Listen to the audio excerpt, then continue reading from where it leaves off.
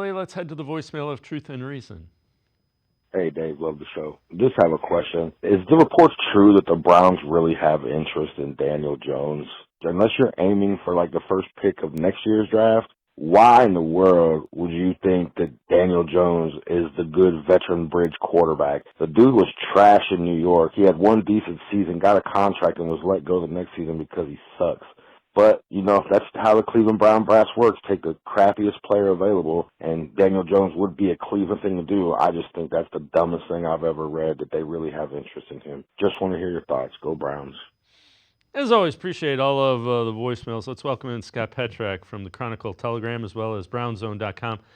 Scott, I would assume the talk about Daniel Jones is true. I haven't heard his name as much as Kirk Cousins. Have heard him a little bit. I'm not as down on him as the caller. Everything is kind of relative. He did lead him to the playoffs one year.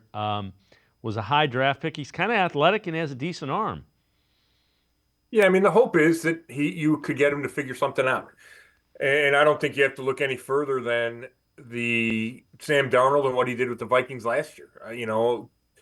The caller probably would have thought the same thing about Sam Darnold last year, and I would have too. He hadn't done anything with the Jets, bounced around, and then he winds up with a good quarterback coach and a good coach and wins 14 games with the Vikings. So I think that's the optimistic template with Daniel Jones.